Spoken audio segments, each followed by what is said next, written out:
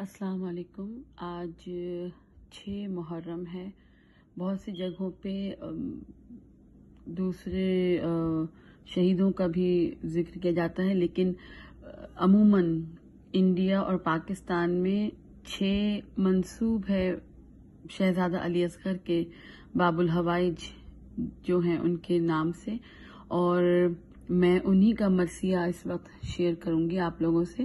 یہ میں نے سلیکشن نہیں ہوا ہوا ایک مرثیہ نکالا ہے. میں موسٹلی یہ ڈھک کر ابا سے پڑھتی ہوں تو اس میں نشان لگے ہوئے، لیکن آپ لوگوں کو دکھانے کے لیے میں نے یہ اس مرثیے کا انتخاب کیا ہے. اور اس پہ بہت پرانی انڈیا کے جو ذاکرین تھے سوز خان، ان کی ایک دھن میں لگا کے آج آپ کو اس کا دکھاؤں گی، اور اس کا سلیکشن میں آپ سے کروں گی. یہ انتہائی مختصر یہ مرثیہ ہے، تقریباً اس کے اندر ٹوٹل 11 بند ہیں، لیکن اس میں سے بھی میں آپ کو بتاؤں گی کنیکشن کا. ایک اس میں بند ایسا ہے جو کنیکٹ کرے گا پوری گفتگو کو، اگر وہ آپ ہٹا دیں گے تو تسلسل نہیں بن پائے گا. ٹھیک ہے، میں بتاتی ہوں آپ کو کہ کون سے اشعار میں نے چنے ہیں اور پہلے میں کیا چننے والی ہوں.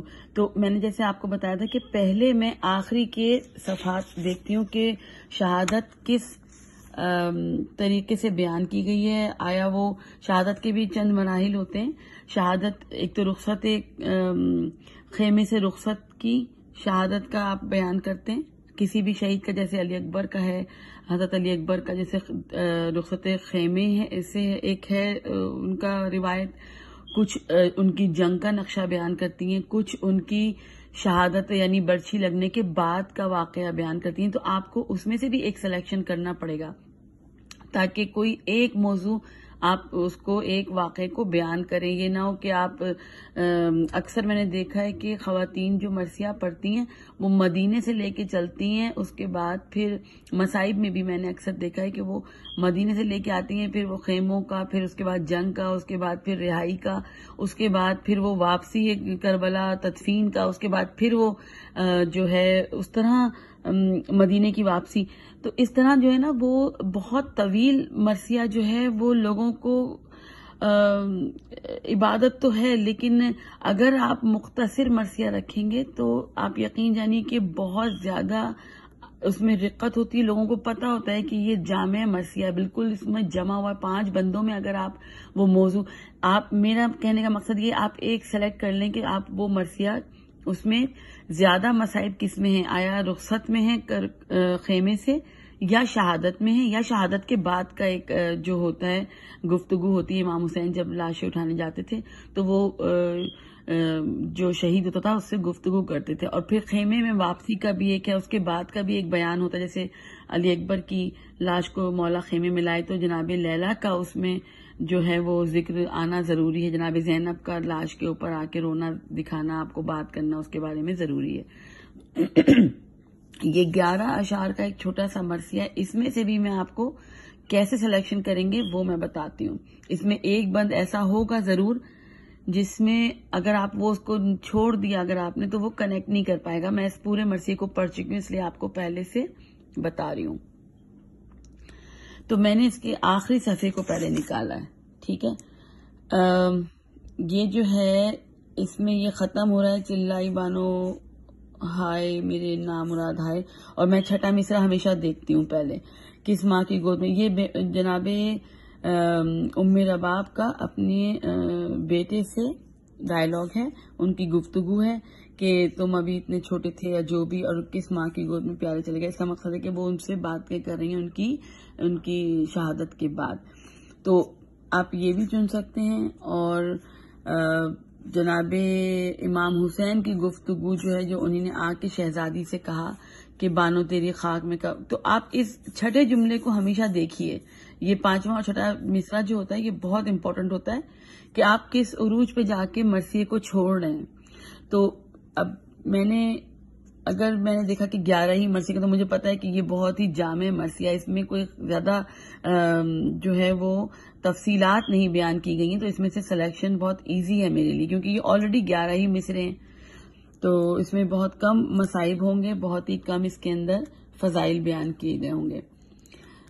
تو تو میں نے اس میں سے یہ آخر کے جو ہیں یہ مجھے یہ اس کی اچھی لگی ہے لائن، بانو تیری کمائی جناب امام حسین حضرت جناب ام رباب سے کہہ رہے ہیں، تو میں نے اس کو یہ سلیکٹ کیا. اور شہن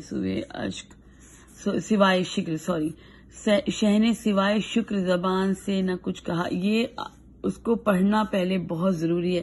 اگر یہ میں آپ کو دکھاتی ہوں، شہن سوائے شکر زبان سے نہ کچھ کہا، اگر میں اس کو جلدی میں پڑھتی یا اچانک پڑھتی تو شاید میں اس کو شہن سوا شکر میں غلط پڑھ جاتی اس کو. تو ایک دفعہ مرثیے کو گھر پہ پڑھنا اور اس کو نشان لگانا بے انتہا ضروری ہے. تو یہ بھی مجھے لگ رہا ہے کہ یہ میں اس کو سلیکٹ کر سکتی ہوں.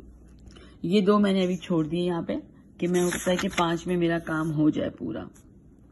پھر اب میں نے شروع کا صفحہ لیا ہے، تو یہ آبویسلی کہ یہ والا شعر مجھے اس کی زمین بہت اچھی ہے. پہلا سوائے شکر زبان سے نہ کچھ کہا، اگر میں اس کو جلدی میں پڑھتی یا اچانک پڑھتی تو شاید میں اس کو شہن سوا شکر میں غلط پڑھ جاتی اس کو. تو ایک دفعہ مرثیے کو گھر پہ پڑھنا اور اس کو نشان لگانا بے انتہا ضروری ہے. تو یہ بھی مجھے لگ رہا ہے کہ یہ میں اس کو سلیکٹ کر سکتی ہوں. یہ دو میں نے ابھی چھوڑ دیے یہاں پہ کہ میں ہو سکتا ہے کہ 5 میں میرا کام ہو جائے پورا. پھر اب میں نے شروع کا صفحہ لیا ہے، تو یہ آبویسلی کہ یہ والا شعر مجھے اس کی زمین بہت اچھی ہے. پہلا مصرع تو یہ میں ضرور لوں گی. اس کے بعد پھر جو ایک یہاں پہ ہے مصرع، اس کا اس سے کنیکشن بنتا ہے چوتھے مصرے سے، چلائی ماں کہاں میرے دلبر کو لے چلے، یعنی امام حسین سے یہ جناب ام رباب فرما رہی ہیں کہ آپ کہاں میرے دلبر کو، میرے بیٹے کو لے کے جا رہے ہیں، اور میرے بیٹے کو خاروں میں لے کے نہ جائیں اور اس جنگل بیابان میں یا جنگ کے میدان میں ان کو نہ لے کے جائیں، کیونکہ میں نے انہیں کبھی گھر سے نہیں نکالا. تو آپ اس مصرے کو بھی چن سکتے ہیں اور آپ ڈائریکٹلی اس کے اوپر بھی جا سکتے ہیں، کیونکہ ایک مصرع بس یہاں پہ ہے اور یہ 3 مصرے جناب ام رباب کی گفتگو ہے امام حسین سے. تو آپ اس کو بھی چھوڑ سکتے ہیں اور اس کو آپ ڈائریکٹلی، کیونکہ اس میں زیادہ مصائب ہیں. جھولے سے کیوں اٹھا لیا، یعنی ڈائریکٹلی یہ انہوں نے کہا امام حسین سے کہ آپ نے جھولے سے کیوں اٹھا لیا، کیونکہ مجھے تکلیف ہو رہی ہے اس بات سے، سوتے سے کیوں جگا لیا. تو میں نے اس کا سلیکشن کیا. اگر مجھے ضرورت پڑی میں اس کو بھی رکھ سکتی ہوں بعد میں. 1 2 3 اور 4، تو 4 آلریڈی آپ کے پاس آ گئے. اب اس میں سے مجھے دیکھنا ہے کہ مجھے ان کا اور آخر کی اس کو کس طریقے سے مجھے مصائب کو کنیکٹ کرنا ہے. تو یہ وہ انہی کے بارے میں بتا رہی ہیں، جناب ام رباب امام حسین سے فرما رہی ہیں کہ وہ مجھے دیکھ رہے ہیں یا وہ میری جان جا رہی ہے. اس کے بعد پھر انہوں نے ان کے مصائب بیان کیے جناب علی اصغر کے کہ یہ پیاسا ہی جی رہے گا، آپ پانی نہ پلانے لے کے جائیے، کیونکہ وہاں تو سب کو شہید کیا جا رہا ہے. تو اس کے بعد یہ بھی ایک شعر ہے جو دونوں گفتگو ہیں، دونوں ڈائلاگز ہیں جناب ام رباب کے امام حسین سے، لیکن یہ تیسرا جو شعر ہے اور یہ چوتھا، تو بانوں کے اس بیان سے گھبرائے شاہدی، یعنی کہ یہ جملہ جو ہے یہ ہر حالت میں آپ کو یہ مصرع لینا چاہیے، کیونکہ اب جناب امام حسین کے بارے میں بتایا جائے گا کہ انہوں نے ان کے بیان پہ، ان کی گفتگو کے اوپر انہوں نے کیا جواب دیا یا ان کا کیا رد عمل تھا. تو یہ انہوں نے لیا، میں نے لیا، اور اس کے بعد ڈائریکٹلی یہ یہاں پہ یہ سن کے ہرملہ نے، اب جب یہاں پہ اس شعر میں پورا بیان ہے جناب زینب، جناب ام رباب سے لے کر اور جنگ کے میدان میں آ کر جناب امام حسین کی فوج عادہ سے گفتگو کا پورا اس 6 مصرے کے اندر. اگر آپ نے یہ مصرع، یہ بند اگر آپ نے چھوڑ دیا تو یہ بات اس سے کنیکٹ نہیں ہو پائے گی.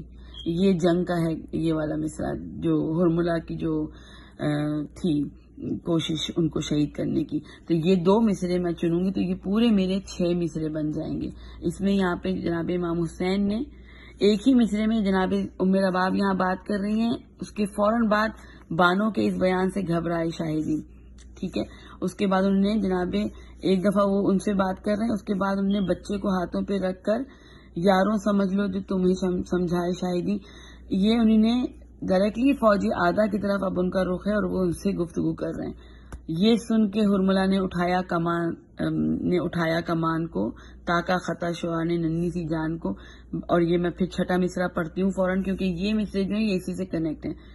تو یہ کہاں ختم ہو رہا ہے یہ میں نے دیکھا اس کو. ٹھیک ہے، تو یہ 6 اشعار کا بہترین آپ کا 11 سے بھی کم کر کے میں 6 پر تقریباً یہ 10 دنوں میں 6 سے اوپر آپ نہ جائیے. میری پھر آپ کو سجیشن ہے چھوٹی بچیوں کے لیے، بہنوں کے لیے کہہ رہی ہوں، 6 سے اوپر جانا. اس میں آپ رقت بہت کم ہو پاتی. لوگ جب پہلو بدلنے لگتے ہیں تو آپ وہ بلا وجہ آپ اس میں جو ہے نا اپنی محنت جو ہے وہ لگا رہے ہیں، کیونکہ مصائب کا ایک خاص عروج ہوتا ہے کہ جب مصائب میں رقت لوگوں پہ طاری ہوتی ہے اور وہ ان اشعار سے ہو جاتی ہے، تو اس میں آپ کو اس کو طول دینا بلا وجہ بلا ضرورت کے ہوگا، اور وہ لوگوں کی زحمت کا باعث اگر بنا تو رقت فوراً ختم ہو جائے گی. تو یہ 6 مصرے کافی ہیں آپ کے مرثیے کے لیے. ٹھیک ہے، میں اس کی دھنیں بتاتی ہوں آپ کو، 1 یا 2 دھنیں اس میں لگ رہی ہیں. ہاں، اس کے اوپر میں آپ کو انڈیا کی پرانی دھن بتانے والی ہوں.